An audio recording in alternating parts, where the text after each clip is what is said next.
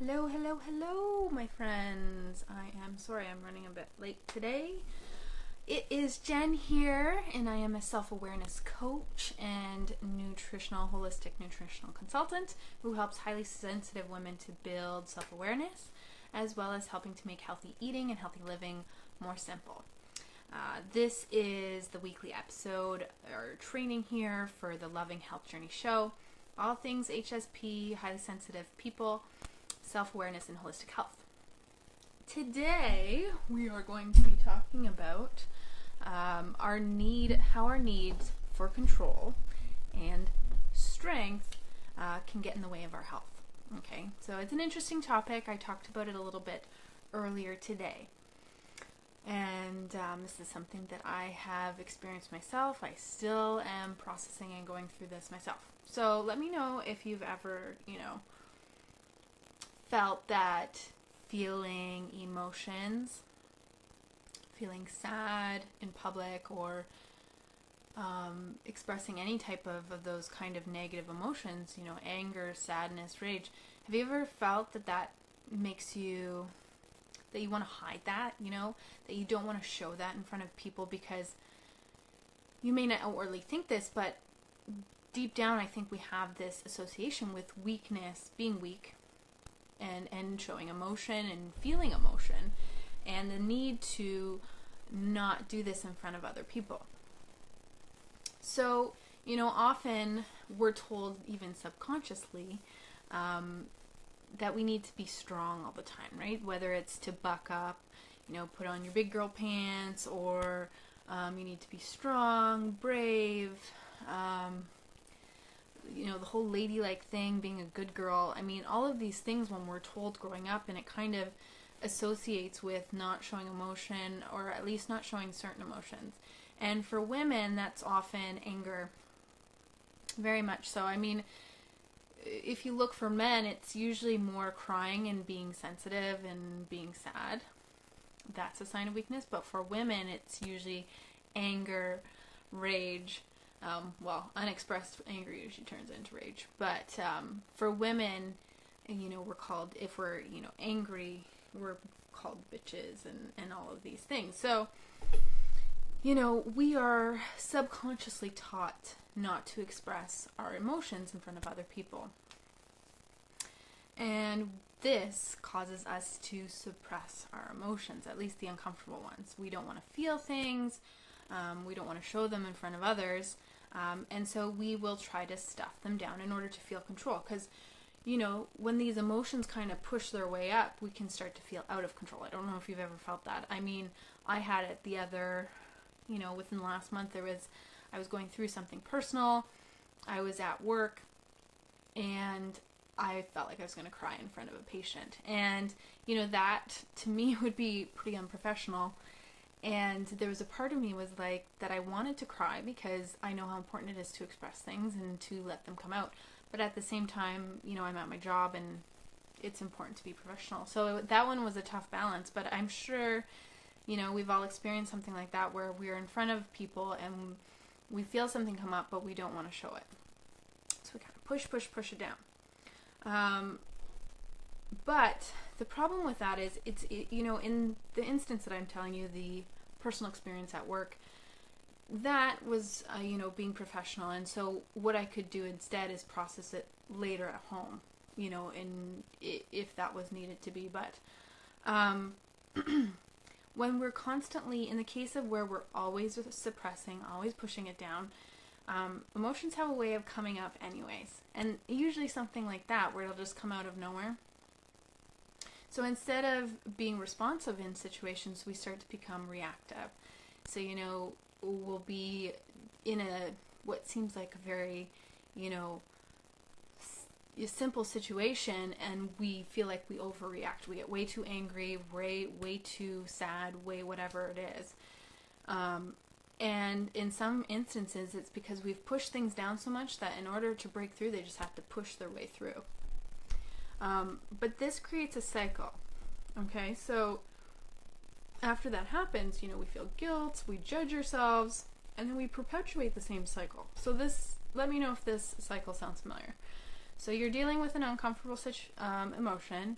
Anger is one for me often. Sadness. And so you kind of try to push it down. You don't want to deal with it.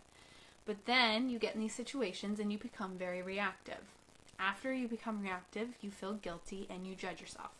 So then you suppress that. And you can see how you're suppressing, you're reacting, suppressing, reacting. And so it's just the same thing over and over again. And so what we need to do is, well, I'll get to that in a second. Actually, what I want to say first is how this impacts our health and why this is important and why I'm bringing this up. So, when we don't process emotions, they get stored in our body. And when we repeatedly do that, this causes imbalances in the body. And, we are energy beings, and when we're kind of blocking our energy centers with all of these unprocessed emotions, it causes imbalances. And when you look at the the word disease, you split it up. It's dis-ease. Dis-ease in the body. Dis-ease. We're not at ease in our body because we have all of these unprocessed things within us. And it can be quite toxic for us. And so it is, part of our whole healing journey and our health journey. The healthy eating is important. That will help us start to process and bring things up to the surface. But we can't just focus on the body. We have to focus on the mind and the spirit as well. And so the emotional part of that is the soul and not so much the mind, but the soul part of the spirit aspect of that. We need to process these emotions. So, we need to have that synergy of the mind, body, and spirit approach. And so, you might be wondering what we can do about that, right? Okay, so first we need to realize, or at least recognize, okay, there are some things that we know are beliefs that are kind of stored in, limiting beliefs. There are things that we were raised with. There are reactions that we've always had. And these are it's like an automatic reaction. And we may not want it to happen, but because we always react that way, it's just how it happens. So we may feel that emotion is a weakness, and so our automatic response is to, suppress and go through that whole cycle. But the first part of this is just recognition. So just recognizing and having that knowledge that feeling emotion is not a weakness. Having emotions is not a weakness. I mean, we're human beings. This is part of our existence. So the recognition is the first part. Second, we have to recognize and realize that feeling emotion, so when we allow ourselves to feel things, because I'm going to get into that shortly, allowing us to feel our emotions does not mean we have to react to them. So when I was talking about the cycle and how we suppress and then we react, a lot of people think that when we feel emotions, because when we react, we're feeling those emotions, right? So when we react in an angry, say we our spouse does something, it's very minimal, and we react with anger. We start yelling, we do whatever it is. Okay, we're feeling anger at that time. So we associate what we're feeling, anger, with that reaction. But when we actually feel the emotion as it is, like recognize that it's there, we're not trying to push it and suppress it and push it away, we can actually just feel it without the reaction part. We can recognize that we're feeling anger, feel it in our body, and by recognizing and feeling it, it's not going to have the same explosive, I'm trying to find another word for reaction because I keep saying that, but basically that, right? So by allowing it kind of just gets released on its own. It's when we do the opposite and we're pushing, suppressing, fighting against the feelings that they push even harder to come out, and then it kind of comes out in a big boom. So that's why processing and building that self-awareness is key. So that brings me to the next part, which is practicing self-awareness. So part of this whole thing is just bringing self-awareness, and learning to know what we're feeling. So for me, my experience, when I'm going through my day, when I notice I'm, maybe it starts kind of with when you're reacting. So when you start reacting and you recognize that you're reacting, look at what you're feeling in your body and then put a name to it. Is it anger? Is it sadness? Is it frustration? Annoyance? What is it? And then just say, anger, annoyance, whatever, it's here. And give yourself the permission and say, it's okay to feel that. Just in your head, you're just like, it's okay that this is here. Because let's be honest, we all go through this. We all get annoyed. We all get frustrated. It doesn't make us less of a person. It doesn't make us a bad person. It doesn't make us, a negative person. It's just their emotions. And they may just be part of what we're used to experiencing. Okay?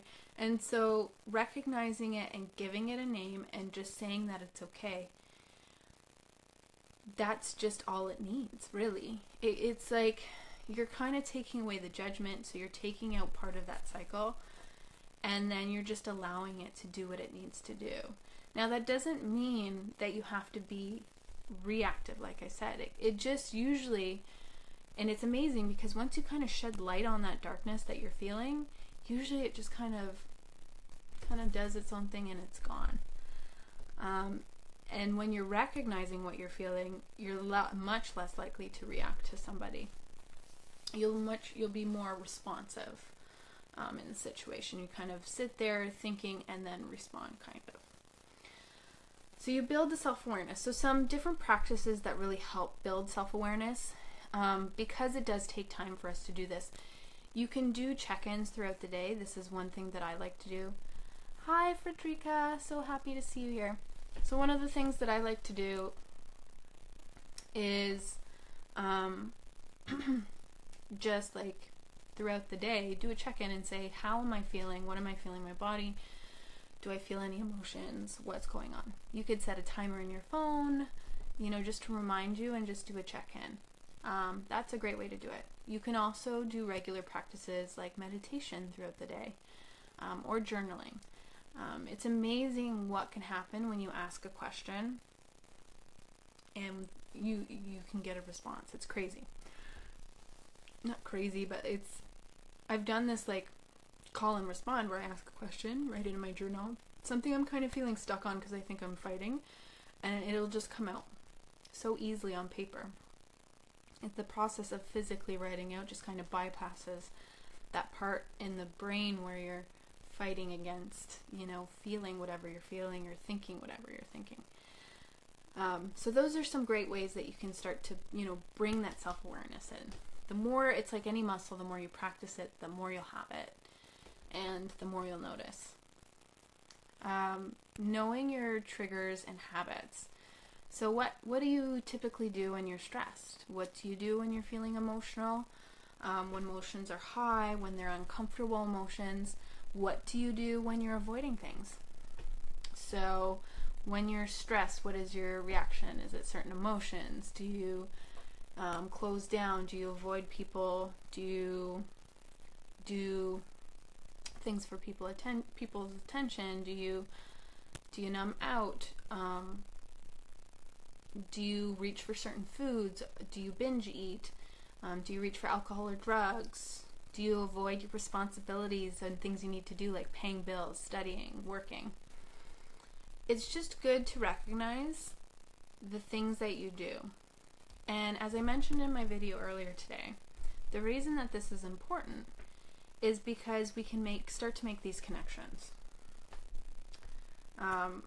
So basically, when you bring that self-awareness in, you'll start to notice when you're feeling. So you're releasing and whatnot. But there are going to be times when, because we've been doing things for such a long time, when we're, emotions are high, we're really stressed, you may start to do whatever your habits are. Okay, so whether it's reaching for certain foods, binging, mine are chocolate and binging TV. When I have, even when I have certain responsibilities, so I'll avoid doing the things that I need to do and just I'll watch TV. I've done it with studying and stuff when I was in school, deadlines and things like that, where I push things really close, causing myself more stress because I'm, binging on TV when I should be doing other things. So those are my two ones that I recognize in myself. And so the reason these are important is because when I notice that I'm doing these two things, and I normally wouldn't do that as much, then I can connect and release. So what I mean by that is when I recognize those, then I can go to my self-care toolbox and go to the things that help me to connect to myself, connect to my body, and allow me to release. Release whatever I'm feeling, process whatever I'm feeling. So you figure out what your habits are, and then when you can recognize that you're doing these things, then you go to your connect and release exercise. So whether that's talking to somebody, if you have a therapist or friends, going for a walk or hike in nature, that's my go-to. I find that just the process of getting and doing something with my body helps me to process what's going on emotionally and in my head. And I kind of go over things, and then I'm like, oh, I make a connection there, and I make a connection there. And I really focus on what I'm feeling in my body. Meditation, journaling, breathing exercises, yoga is fantastic. Working out, like I said, the physical aspect I think works for a lot of people with connecting to your body because you're using your body and you can kind of focus on how you're feeling as well. So it's just you're focusing on something that helps you get present in your body and allows you to focus on whatever you're feeling. So it's amazing because when you combine the self-awareness, knowing your habits, and then so that you know the habits of what you do when you're in the process of that kind of numbing, pushing down, then you can use your strategies to help you connect and release. And it's kind of a beautiful thing. So I hope that was helpful. If anyone has any questions about that, glad to answer. Just pop them down below. And if you know of anyone that this might help, definitely share it with them. And I hope that was really helpful because this whole process has been a big pillar in my health journey over the last couple years. And lastly, I just want to say, if this is something that you feel would benefit from you, but you want some further help, some support, and some guidance through the process, then you can definitely reach out to me. We can set up a free call. We can talk about it, and we could kind of go over what you're going through and kind of what your goals are around your health, and see how what might be kind of getting in your way, and I can help see what I can do to help you get on to the next steps in your health journey. And that's it for tonight, my friends. I hope you have a wonderful, wonderful evening, and we will talk soon.